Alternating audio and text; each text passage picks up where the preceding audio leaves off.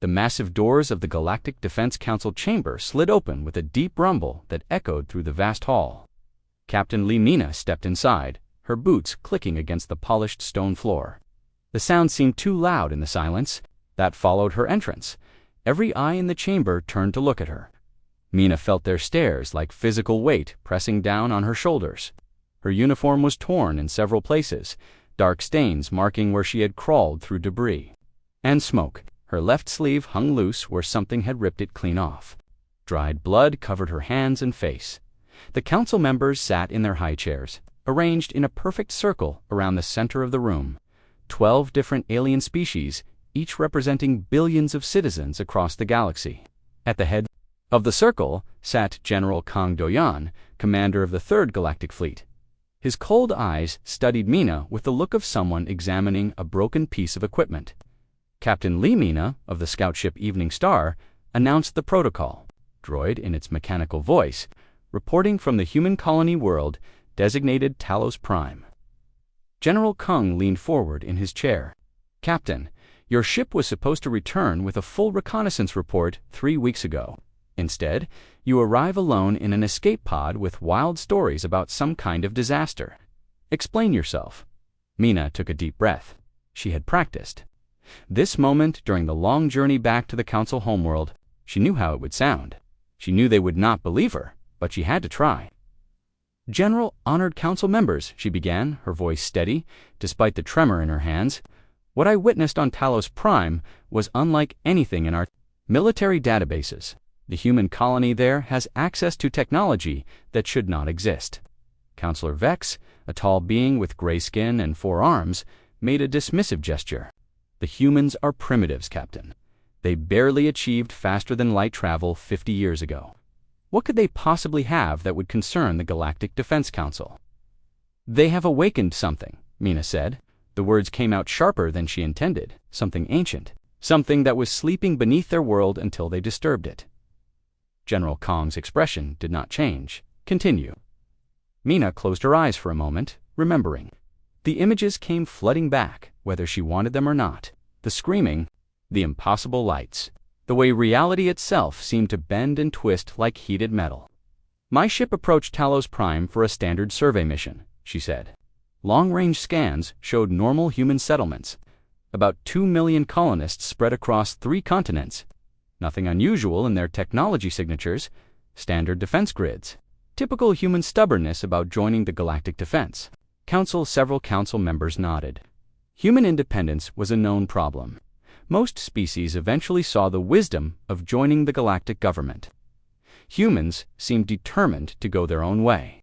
But when we entered the system, our instruments began picking up energy readings from deep underground, massive power sources that did not match any known technology.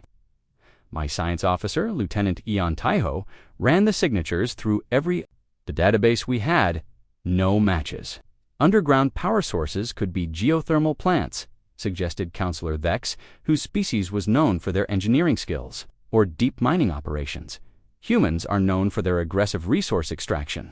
"That is what we thought at first," Mina replied. "So we moved closer to investigate. That was our mistake." The chamber fell silent again. General Kang made a small gesture for her to continue. "As soon as we entered low orbit, they contacted US, not through normal communication channels. The voice came directly through our ship's hull, through the metal itself. Like the entire vessel had become a speaker." Counselor Vex leaned back in his chair. "Impossible. No technology can transmit sound through solid matter across vacuum." The voice belonged to a human named Ru Hyensu. He claimed to be the colony administrator. He told us to leave immediately. He said that Talos Prime was under the protection of something he called the Guardian. He warned us that if we tried to establish any kind of galactic authority over his people, we would face consequences beyond our understanding.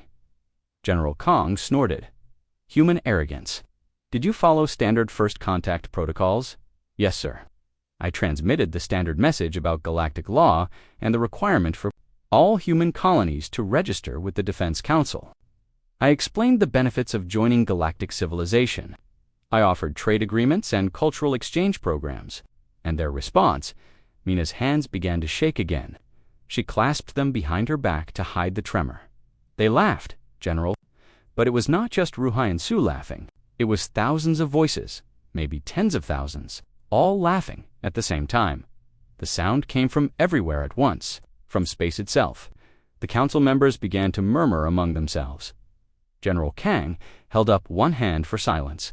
Captain, you are describing mass hallucination or some kind of psychological warfare. Humans are known for their creative approaches to avoiding galactic law. Did you attempt to verify these claims through direct observation? I sent down a landing party, Mina said quietly. 12 Marines led by Sergeant Park Sun-ho, good soldiers, experienced veterans who had served in the Outer Rim conflicts. What did they find? Nothing at first. The human settlements looked normal from the outside. People going about their daily business, children playing in the streets, markets and schools, and all the typical signs of a peaceful colony. But Sergeant Park reported that something felt wrong. The humans were too calm, too confident, like they knew something we did not. Mina paused, struggling with the memory of what came next. Then, my Marines found the structures, ancient buildings buried beneath the newest human settlements, not human architecture, something much older. The walls were covered in symbols that hurt to look at, and there was a sound coming from deep underground, like singing, but not from any throat that should exist. What happened to your landing party? General Kang asked, though his tone suggested he already doubted her story. They disappeared, Mina whispered. One by one, not killed, not captured. They just stopped existing. The last transmission from Sergeant Park was him screaming that the ground was opening up beneath his feet and something with too many eyes was reaching up to pull him down. The chamber erupted in skeptical murmurs. Several council members shook. Their heads or made dismissive gestures. General Kang stood up from his chair. His voice carried the authority of someone who had commanded fleets for 30 years. Captain Lee Mina, you are clearly suffering from severe psychological trauma. Your story describes events that are physically impossible according to every known law of science. I am ordering you to report to the medical section for full evaluation and treatment. General, please. Mina stepped forward desperately. You have to listen to me. The humans have made contact with something that was never meant to be disturbed. They call it their guardian, but I saw what it really is. It is not protecting them. It is using them. And if we try to force the human colonies to submit to galactic law, it will respond. It will defend them with power that could tear apart reality itself. Enough. General Kang's voice cut through her words like a blade. The human colony on Talos Prime will be brought into compliance with galactic law within 1 week. I will personally lead the Third Fleet to their system and demonstrate the consequences of defying the Galactic Defense Council. Standard orbital bombardment protocols will be sufficient to convince them to surrender. As the security guards moved forward to escort her out, Mina made one final desperate plea. General, the humans did not just find this thing. They made a deal with it. They offered it something in exchange for protection, and now it considers them worth defending. Please, do not underestimate what they have become. But General Kang had already turned away, dismissing her with a wave of his hand. As the guards led her from the chamber, Mina heard him speaking to his staff officers about deployment schedules and fleet readiness reports. None of them believed her. None of them understood what was coming. The massive doors closed behind her with a sound, like thunder. 3 days after Captain Lee Mina's warning, the Third Galactic Fleet emerged from hyperspace at the edge of the Talos system. Of the distant star, General Kang Do-yan stood on the bridge of his flagship, the mighty dreadnought Eternal Victory. The planet looked peaceful from this distance, too peaceful for a world that was supposed to be harboring some kind of ancient monster. Fleet status report, General Kang commanded. Lieutenant Commander Park Jin-woo, the fleet's chief tactical officer, stepped forward with his datapad. Park was young for his rank, but he had earned his position through careful attention to detail, and absolute loyalty to military procedure. All ships report ready for combat operations. General, we can begin orbital bombardment on your command. General Kang nodded with satisfaction. 150 warships carrying enough firepower to crack a planet's crust. Whatever tricks the humans thought they had learned, they would not stand against the combined might of the Galactic Defense Council. "What about those energy readings?" Captain Mina mentioned in her report. "Our long-range sensors are detecting unusual power signatures from deep beneath the planet's surface. The readings are inconsistent, sir. They seem to change every time we scan the same location. Equipment malfunction. Possibly General or the humans might be using some kind of jamming technology. Nothing we cannot overcome with standard bombardment techniques." General Kong walked closer to the viewing screen. In green forests and blue oceans, he could make out the lights of human cities on the dark side of the planet. Normal cities with normal people living normal lives. Nothing that suggested the fantastic story Captain Mina had told the Council. Song Myray from her station. "We are receiving a transmission from the planet. Put it through." The main screen flickered and changed to show the face of a middle-aged human man with kind eyes and graying hair. He wore simple civilian clothes and stood in what looked like an ordinary office. Nothing threatening about him at all. "I am Ru Hyan-Su, administrator of the Talos Prime Colony," the man said in accented but clear galactic standard language. "I welcome you to our system, General Kang, though I wish you had come in peace rather than with weapons ready." Forward so the human could see him clearly. "Administrator Ru, I am here on behalf of the Galactic Defense Council. Your colony has been operating outside galactic law for too long. Leadership can be established." Ju Hyan-Su smiled sadly. "General, I understand you have your orders, but I must ask you to reconsider. Find some excuse to tell your superiors. Equipment failure, navigation error, anything that will keep your people safe. I am trying to save your lives." The transmission ended abruptly. General Kong stared at the blank screen for a moment, then turned to his officers. "Arrogant human primitives," he said. "They think we will be frightened by their empty words. Lieutenant Commander, Park, begin moving the fleet into attack formation. We will show them the price of defying galactic law." As the massive ships began their careful dance through space, positioning themselves for optimal bombardment angles, Dr. Seo Nehon worked frantically in the fleet's science section. She had spent the last 3 days reviewing every piece of data from Captain Mina's mission, trying to understand what had really happened on Talos Prime. Dr. Sesso was the fleet's chief xenobiologist, a specialist in studying alien life forms and unusual phenomena. She had served with the Third Fleet for 8 years and had seen many strange things in the outer regions of the galaxy. But the energy readings from Talos Prime were unlike anything in her. Experience the power signatures seemed to follow patterns that made no scientific sense. They would appear in one location, disappear completely, then reappear somewhere else entirely.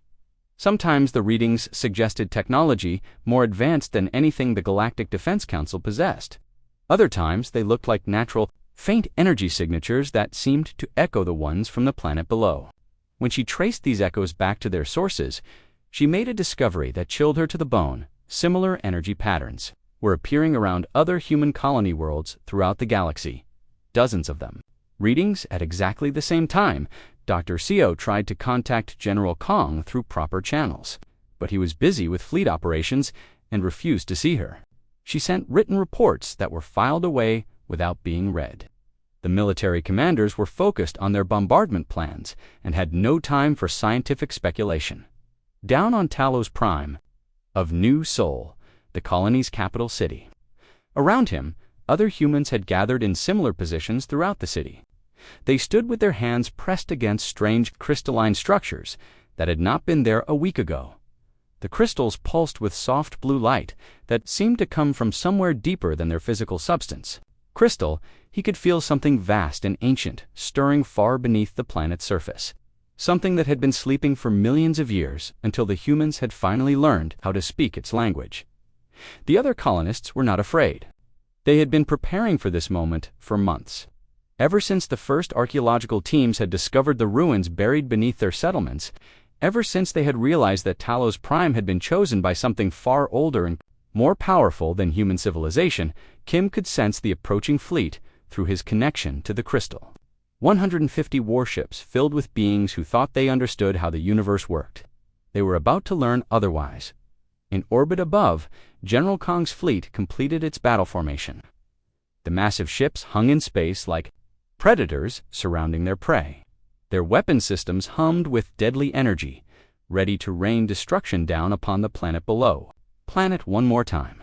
No defensive satellites, no orbital weapons platforms, no military installations of any kind visible from space. You may begin the attack, General Kang ordered. The first plasma barrage erupted from the fleet's heavy cruisers, brilliant streams of destructive energy racing toward the planet's surface. General Kang watched with professional satisfaction as the weapons fire streaked through space toward the human settlements. This would be over quickly. The humans would surrender as soon as they saw what galactic military technology could do to their primitive colony. Then he could file his report and return to more important duties, but as the plasma beams reached the planet's atmosphere, impossible happened. The energy streams began to bend, not deflected by shields or intercepted by weapons. They simply curved away from their intended targets, as if space itself was warping around the planet. Some of the beams disappeared entirely. General Kang demanded. Lieutenant Commander Park stared at his instruments in confusion. "I do not know, sir." All weapon systems fired normally, but the energy somehow, missed the target. "Sir, the computers showed direct hits on all intended targets, but visual confirmation shows no impact damage on the planet's surface." General Kang felt the first cold touch of doubt in his mind, but he pushed it away. There had to be a logical explanation. Some kind of new human technology. Nothing that could not be overcome with superior firepower. He ordered all ships maximum power. Target every human settlement simultaneously. The entire fleet opened fire. Space filled with deadly light as hundreds of plasma cannons and particle beams focused their fury on the planet below. Enough destructive force to sterilize the surface of a world, and once again, the weapon's fire bent away from its targets, like water flowing around a stone. Dr. Saya watched her instruments spike with readings that should not exist. From the planet were growing stronger. Much stronger.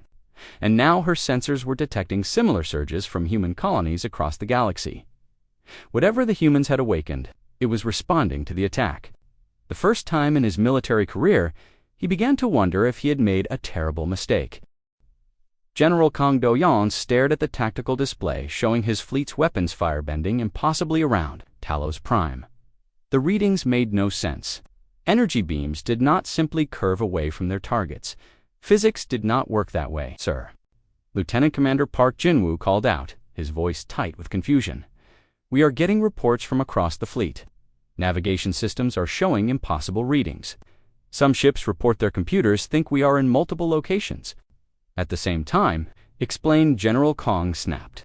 "The computers on the cruiser Bright Star show that ship is simultaneously in orbit around Talos Prime and somehow also back at the edge of the system. The crew insists they have not moved, but their instruments say they are in two places at once." General Kang felt a cold weight settling in his stomach. He had commanded fleets for 30 years. He had seen alien technology that could do remarkable things, but nothing that could make reality itself behave differently. "Could this be some kind of jamming technology?" he asked. "Unknown, sir. Dr. Seo has been requesting permission to brief you on her findings about the energy readings. She says it is urgent." General Kang wanted to dismiss the scientist's concerns, but the evidence before his eyes was becoming harder to ignore. "Send her up immediately." While they waited, the fleet continued its bombardment. Hundreds of plasma beams and particle cannons fired at maximum power, creating a light show that should have been visible from neighboring star systems. But every shot bent away from the planet like magnetic fields deflecting metal particles. Dr. Seo Ne-hong arrived on the bridge carrying a datapad filled with readings that made her hands shake. She had spent the last hour trying to understand. What her instruments were telling her, the conclusions she had reached, terrified her. "General," she began without preamble, "the energy signatures from Talos Prime match theoretical models for technology that should not exist. According to our databases, similar patterns appeared in ancient ruins across the galaxy. Ruins that are millions of years old." "What are you saying, Doctor?" "I believe the humans have discovered artifacts left behind by a precursor civilization, a species that achieved technological advancement far beyond our current understanding before disappearing from the galaxy." General Kang studied the scientist's frightened expression. "That is impossible. If such a civilization existed, we would have found evidence of them." We have found evidence, General. We just did not understand what we were looking at. The ancient ruins on Kepler-7, the energy anomalies in the Vega Nebula, the unexplained gravitational distortions near the galactic core. They are all connected. And now, the humans have learned how to activate whatever the precursors left behind. Before General Kong could respond, the communications officer called out urgently, "Sir, we are receiving another transmission from the planet, but it is not coming through normal channels. The signal is somehow being transmitted directly through our ship's hull." General Kong remembered Captain Mina's report about voices coming through solid metal. He had dismissed it as impossible. Now he was not so sure. Put it through. The main screen flickered to show Administrator Ru Hyan-Su again, but something was different about the human this time. His eyes held a faint blue glow that seemed to come from somewhere deeper than his physical form. When he spoke, his voice carried strange harmonics that made the ship's communication systems resonate. General Kung Ru said, and his words seemed to echo from every metal surface on the bridge. "I gave you a chance to leave peacefully. You chose to attack innocent people instead. Now you will see what you have awakened." "What are you talking about?" General Kong demanded. "We are not the same species that left Earth 50 years ago, General. We have learned things. We have formed partnerships. We have discovered that we are not alone in this galaxy, and we are not helpless." The human administrator raised one hand, and the blue glow in his eyes grew brighter. "You see, when humanity first reached the stars, we were like children playing with dangerous toys. We made mistakes. We disturbed things that should have been left alone. But we also learned, we adapted, and we found friends in the most unlikely places on the planet's surface. Kim Woojin felt the connection growing stronger between his consciousness and the vast intelligence that dwelt beneath Talos Prime. Around him, hundreds of other colonists maintained similar connections through their crystalline structures. Together, they formed a network that bridged the gap between human determination and ancient wisdom. The entity they had awakened was not malevolent. It was a guardian left behind by a civilization that had transcended physical existence. Millions of years ago, it had been sleeping, waiting for someone worthy of its protection, someone who could understand the difference between conquest and defense. Humanity had proven worthy. Kim could feel the attacking fleet's weapons striking the planet's protective barriers. Each shot was absorbed, analyzed, and dismissed as harmless. The ancient guardian had faced far worse threats during its long vigil. These primitive energy weapons were no more dangerous than raindrops against a mountain. But the guardian was growing impatient with the attackers. Persistence. Back on the bridge of the eternal victory, General Kang watched his weapons fire continue to bend away from the planet, but now something else was happening. His ship's instruments were beginning to malfunction in ways that defied explanation. "Sir," reported the navigation officer, her voice shaking, "I am getting readings that suggest we are no longer in normal space. The star charts show constellations that do not exist. Some of my instruments think we are flying through solid rock." "Engineering reports power fluctuations throughout the ship," added another officer. "But the fluctuations are impossible. The readings suggest our reactor is simultaneously running at full power and completely shut down." Dr. Seo watched her instruments with growing horror. The energy readings from the planet were increasing exponentially. Whatever the humans had allied themselves with, it was beginning to respond to the fleet's continued attacks. "General," she said urgently, "I recommend immediate withdrawal. We are dealing with technology that operates according to physical laws. We do not understand. If we continue this attack, there is no way to predict what might happen to the fleet." General Kong wanted to order the retreat. Every instinct developed over 30 years of military service told him to get his ships away from this impossible situation, but his pride would not let him admit defeat to a group of human colonists. "All ships," he commanded, "concentrate fire on the largest human settlement. Maximum power? Whatever trick they are using to deflect our weapons, we will overwhelm it." With sheer force, the entire Third Fleet focused its fury on New Sol. Every plasma cannon, every particle beam, every missile launcher fired simultaneously. The combined firepower of 150 warships struck the planet's protective barrier like a tsunami of destructive energy. For a moment, the barrier held, then something changed. The energy attacks did not dissipate harmlessly this time. Instead, they were absorbed completely, drawn into the planetary defense system like water into a sponge.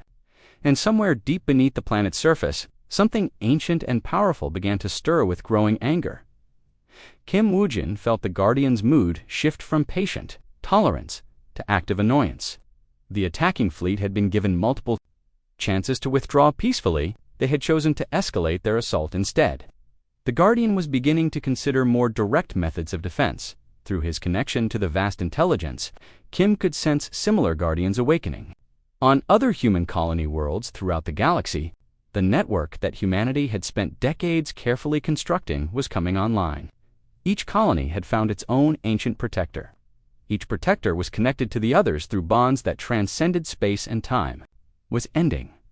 On the bridge of the Eternal Victory, alarms began sounding from every station. Instruments that had worked perfectly for decades suddenly displayed readings that made no sense.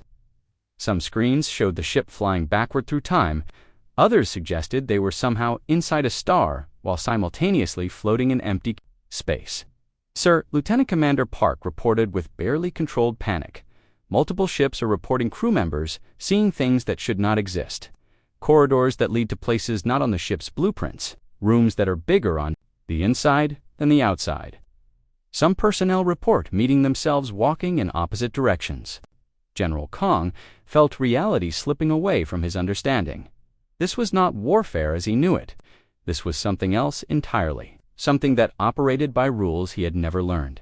But still, his pride would not let him retreat. Continue the bombardment, he ordered, even as his own voice seemed to echo from impossible directions around the bridge.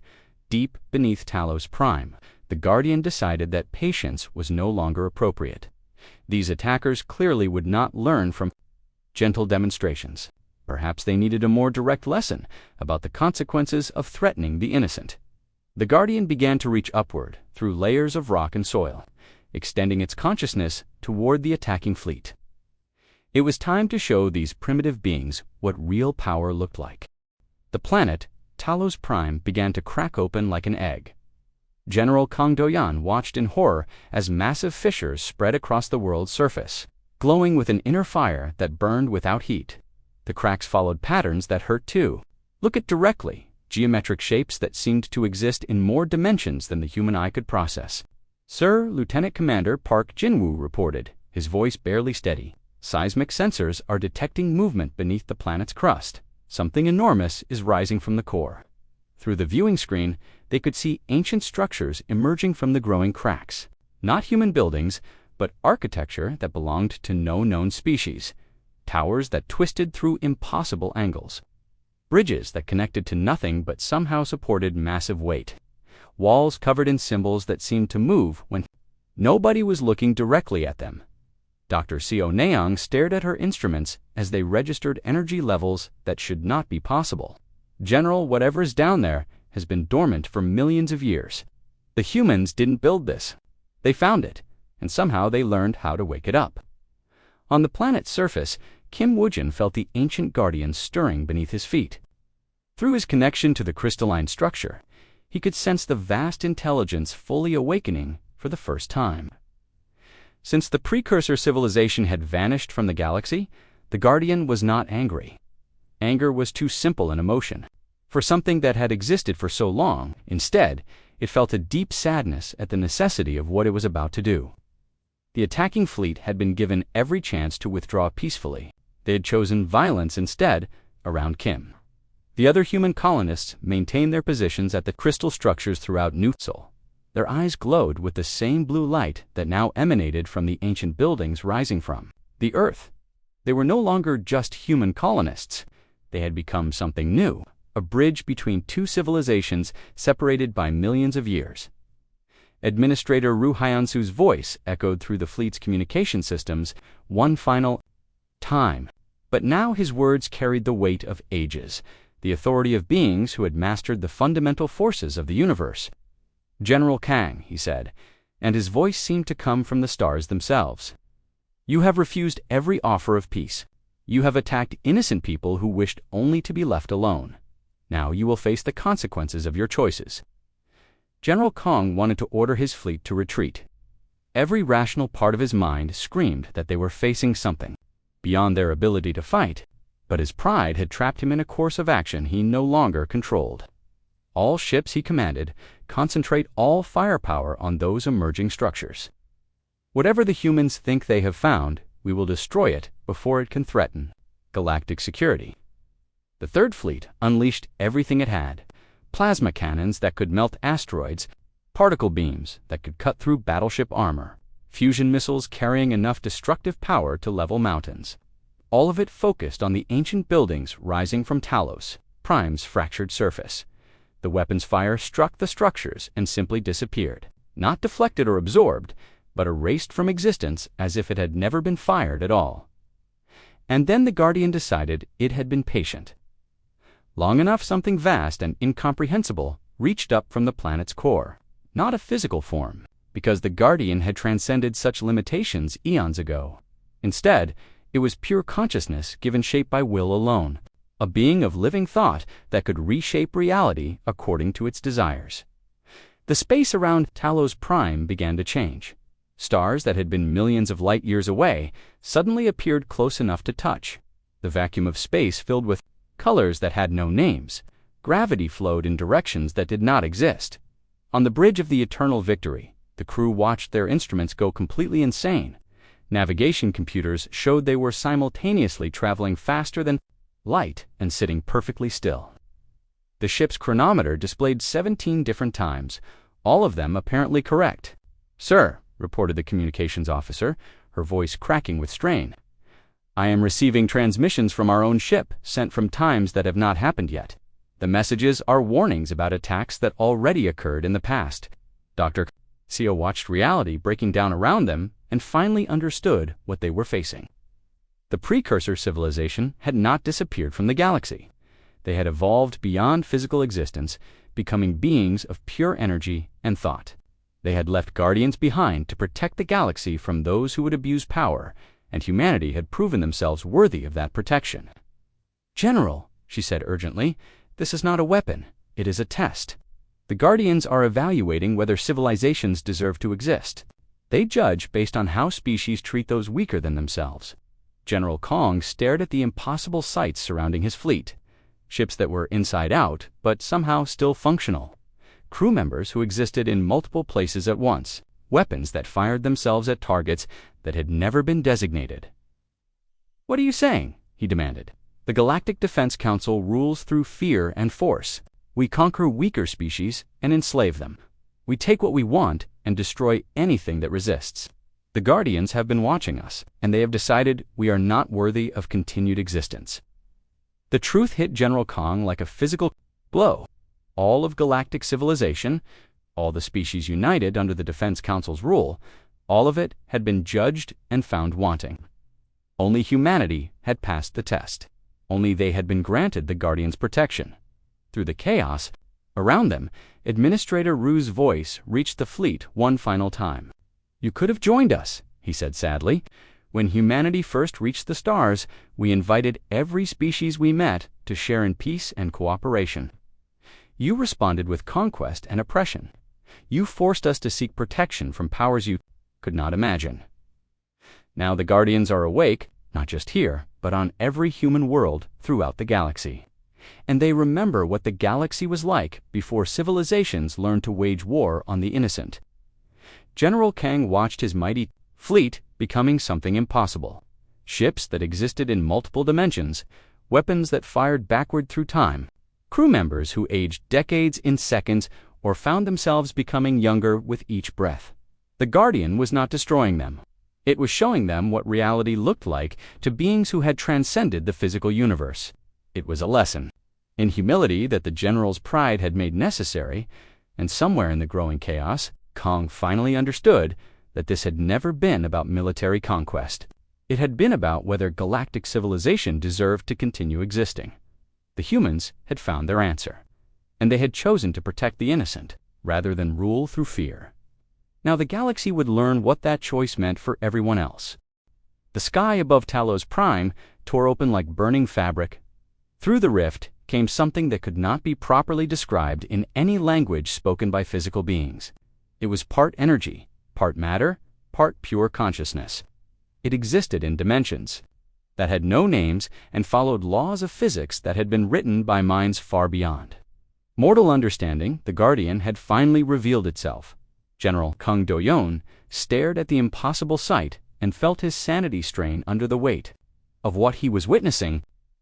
The thing emerging from the tier in reality was not large or small because size had no meaning for something that existed outside normal space.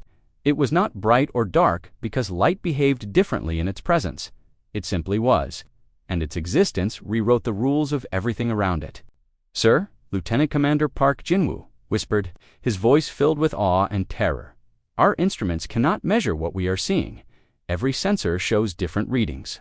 Others suggest we are looking at the birth of a new universe."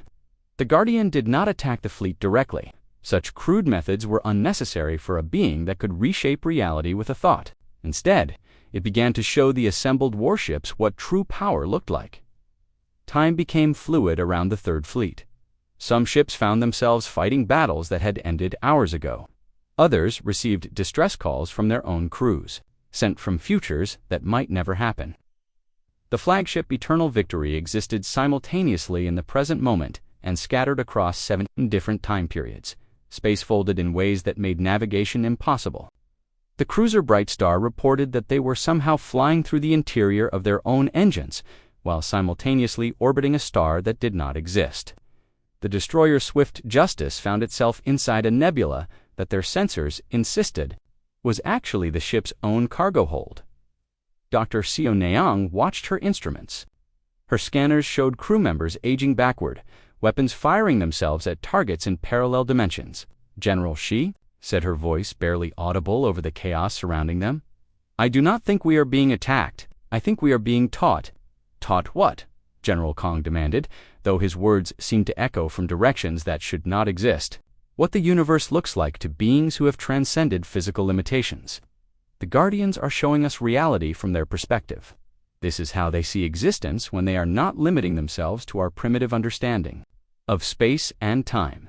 On the planet below, Kim Woo-jin felt his consciousness expand beyond the boundaries of his human form.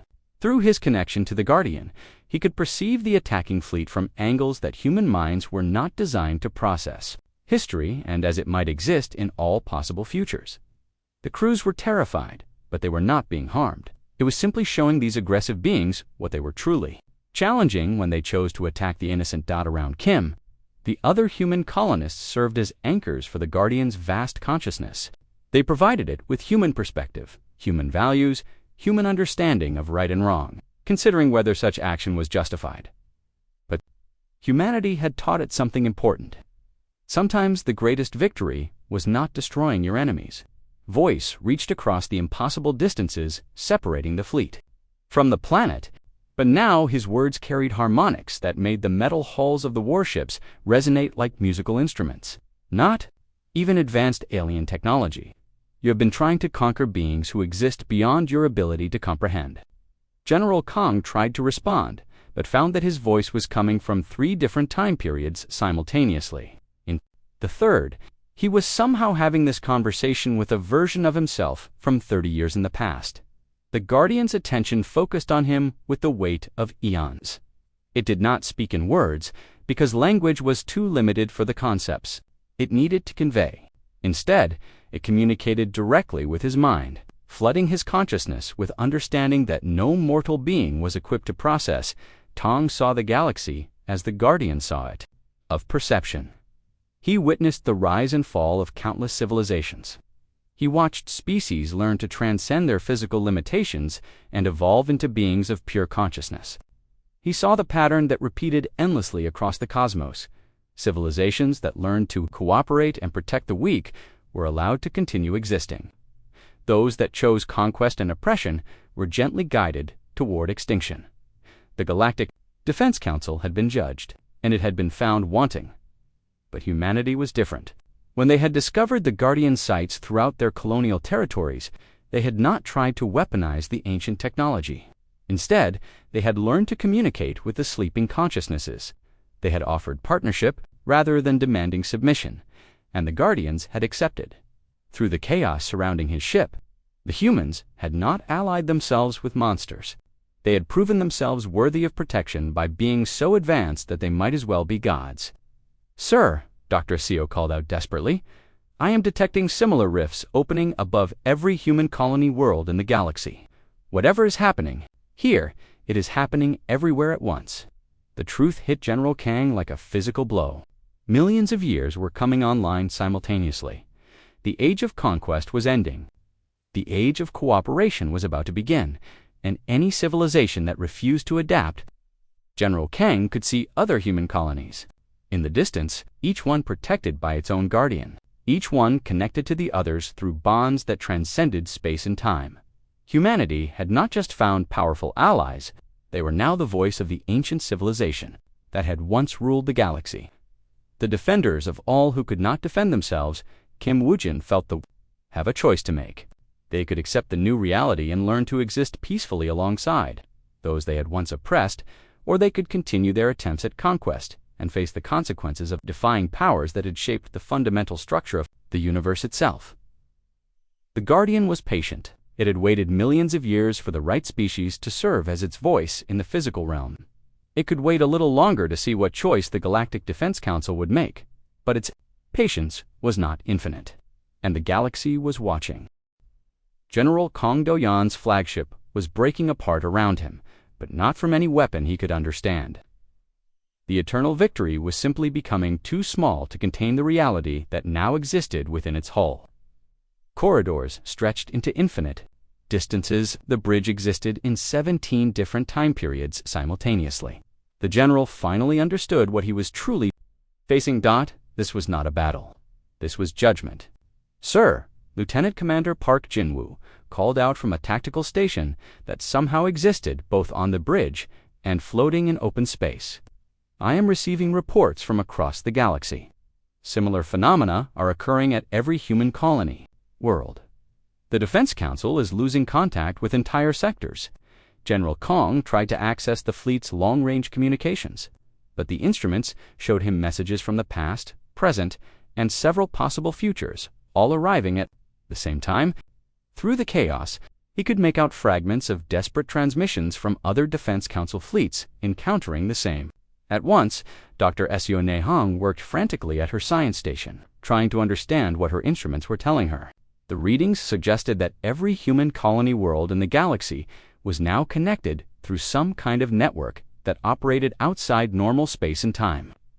"General," she reported, her voice filled with awe and terror, "the energy signatures indicate that the Guardian entities have been dormant on hundreds of worlds throughout the galaxy. The humans have been systematically locating and awakening them for decades. This was not a spontaneous event. This was planned." The realization hit General Kang like a physical blow. Humanity's expansion across the galaxy had not been random exploration. They had been seeking out the ancient Guardian sites. They had been preparing for this moment when they would need to defend themselves against galactic oppression. Every human colony had its own protector, and now they were all awake on the surface of Talos Prime. Kim Woojin felt his consciousness expand beyond anything he had thought possible. Through his connection to the Guardian network, he could perceive human colonies throughout the galaxy. Each one was protected by its own ancient entity. Each one was connected to the others through bonds that transcended physical distance. Humanity had become something new, not just a single species struggling to survive in a hostile galaxy, but the chosen voice of beings who had transcended physical existence millions of years ago. Administrator Ru Hyanzu's image appeared on what remained of the Eternal Victories communication systems, but now he seemed to exist in multiple dimensions simultaneously, his form shifting between human and something far more complex. "General Kong," he said, and his words carried the authority of ages. "Your fleet has been given a demonstration of power that your civilization cannot match. You have seen what happens when you attack those under Guardian protection. Now you have a choice to make. What choice?" General Kong asked, though his voice seemed to come from several different time periods. "You can accept the new reality. The age of conquest is over. The age of cooperation, species that learn to protect the weak and share resources peacefully, will be allowed to continue existing. Those that insist on ruling through fear and oppression will find themselves gently removed from the galaxy. General Kong stared at the impossible sights surrounding his fleet. Ships that existed in multiple places at once. Crew members who were aging backward through time. Weapons that had forgotten how to fire because the concept of violence was becoming foreign to them. "You are threatening the entire galactic government," he said. "No," Rue replied sadly. "We are offering it a chance to evolve. The Guardians do not wish to destroy civilizations. They wish to guide them toward something better." Through the Guardian network, Kim Woo-jin could sense the awakening happening across the galaxy. On the industrial world of Kepler-7, human colonists were revealing Guardian sites that had been hidden beneath factory complexes. On the agricultural planet of Harvest Moon, farmers were activating ancient technology that made their crops grow in impossible abundance. Each Guardian was different, shaped by millions of years of dormancy and the unique characteristics of the humans who had awakened. But they all shared the same fundamental purpose: protect the innocent, guide the aggressive toward wisdom, preserve life in all its forms. The galaxy would never be the same. Dr. Essio watched her instruments register energy readings from across known space. Human colonies that had been considered primitive and helpless were now surrounded by power signatures that dwarfed anything in the Defense Council's arsenal. "General," she said quietly, "I recommend immediate surrender and negotiation. We are not equipped to fight beings who can reshape reality itself." General Kang wanted to refuse. Every instinct developed over 30 years of military command told him to find a way to fight back. But the evidence before his eyes could not be denied. His mighty fleet had been reduced to a collection of impossible geometries and temporal paradoxes. His weapons were useless. His authority was meaningless. And throughout the galaxy, he asked finally. Administrator Rue's expression softened with something that might have been compassion. "We want you to remember what it feels like to be weak and helpless. We want you to understand that power should be used to protect, not to conquer. We want you to join us in building a galaxy where strength serves justice rather than oppression. And if we refuse, then you will be given time to reconsider. Your fleets will be sent home with their weapons disabled and their crews unharmed. Your military bases will find their equipment no longer functions. Your warships will discover that their engines only work when they are traveling on missions of peace and aid." General Kang realized that he was witnessing the end of everything he had spent his life defending. The Galactic Defense Council ruled through superior military force. Without that advantage, the entire governmental structure would collapse within months. But perhaps that was not entirely a bad thing. "Sir," Lieutenant Commander Park reported, "I am receiving a transmission from Defense Council headquarters. They are requesting immediate status reports from all fleets. They want to know what is happening in the outer colonies." General Kong looked around at his impossible surroundings. His weapons had forgotten how to function because the concept of violence was becoming foreign to reality itself. What could he possibly tell his superiors that would make them understand? "Send them this message," he said finally. "Tell them that Captain Lee Mina was right about everything. Tell them that the humans have awakened powers beyond our ability to fight. Tell them that the age of conquest is over." "And then what, Sir General?" Kang watched Talos Prime. Through the viewing screen, as ancient structures continued to rise from the planet's fractured surface, each building was a testament to a civilization that had learned to transcend physical limitations. Each Guardian was a protector left behind to ensure that wisdom would eventually triumph over aggression. Humanity had proven themselves worthy of that protection. Now the rest of the galaxy would have to decide whether they wanted to join them, or face the consequences of continued oppression. "Then we go home," General Kang said quietly, "and we learn how to be better than we were." The Third Fleet began its retreat from Talos Prime, but they were not the same ships that had arrived with such confidence. They had been changed by their encounter with forces beyond their understanding. Their crews had seen reality from the perspective of beings who existed outside normal space and time. They would never again be able to look at the weak and helpless without remembering what it felt like to be powerless themselves. And across the galaxy, on hundreds of human colony worlds, the Guardians settled into their new role as protectors of all who could not protect themselves. The age of humanity had begun, and the universe would never be the same.